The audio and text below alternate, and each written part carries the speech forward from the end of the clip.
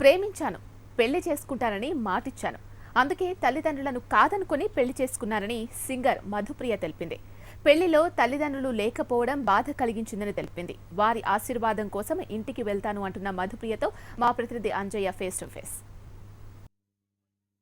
తల్లిదండ్రుల అసంతృప్తులు, పోలీసుల కౌన్సిలింగ్లో మధ్య ప్రముఖ గాయని మధుప్రియ పెళ్లి సుఖాంతమైంది. ఇప్పుడు కాగజ్ నగర్లో భరత్ నిర్వహిస్తున్నారు. పెళ్లి సందర్భంగా ఆమె పెళ్లి సంబంధించిన విషయాలను ఆమెను అడిగి తెలుసుకుందాం. పెళ్లి చేసుకున్నారు కాబట్టి కంగ్రాచులేషన్.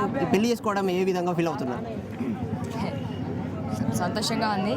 బట్ ఇంత సక్సెస్ అవుతుందని ఊహించలేదు. But it's very success. So అందరికీ థ్యాంక్ యూ. ఫీలింగ్ హ్యాపీ అండి. పెళ్లి సందర్భంగా కొంత అమ్మ నాన్నలు కొంత ఇబ్బందులు పెట్టారు. ఎందుకు ఇబ్బంది? పెళ్లి విషయంలో గొడవ జరిగింది. యాక్చువల్గా పెళ్లి విషయంలో గొడవ అంటే మాది ప్రేమ వివాహం కాబట్టి ప్రేమ అనడంతో కొంచెం ఏ పేరెంట్స్ అయినా ఆబ్వియస్లీ వెనక ముందు ఆడుతూ ఉంటారు. సో అలానే మా పేరెంట్స్ కూడా ఆలోచించారు, వెనక ముందు ఆడారు.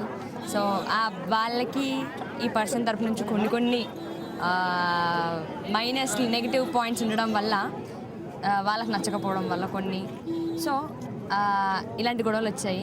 సో పాస్ట్ 1 మంత్గా ఈ గొడవలు నడుస్తున్నాయి.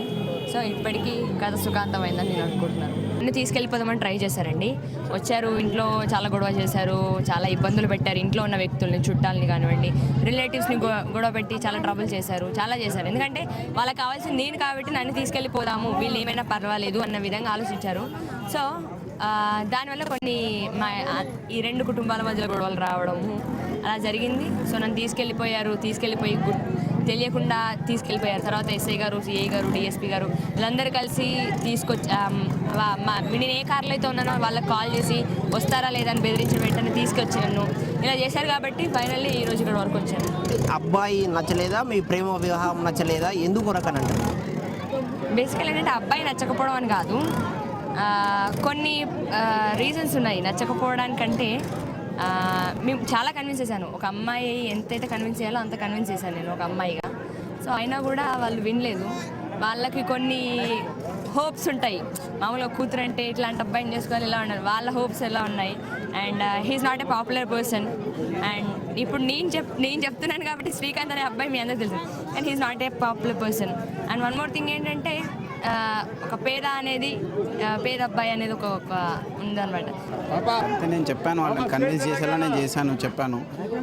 వాళ్ళు ఒప్పుకోలేదు. కానీ వాళ్ళు ఎలాగైతే చూసుకున్నారో వాళ్ళలా నేను చూసుకుంటానని చెప్పేసి తను నమ్మి ఇంత చేసి ఇక్కడి వరకు వచ్చి నా దగ్గరకు వచ్చి వాళ్ళు ఎవరు లేకపోయినా నన్ను తను పెళ్లి చేసుకుంది. తనని ఎలాగైతే చూసుకున్నారో అంతకంటే బాగా చూసుకునే అంత నమ్మకం నాకు ఉంది కాబట్టి తనని ఇక్కడ దాకా తీసుకొచ్చి నేను మ్యారేజ్ చేసుకున్నాను.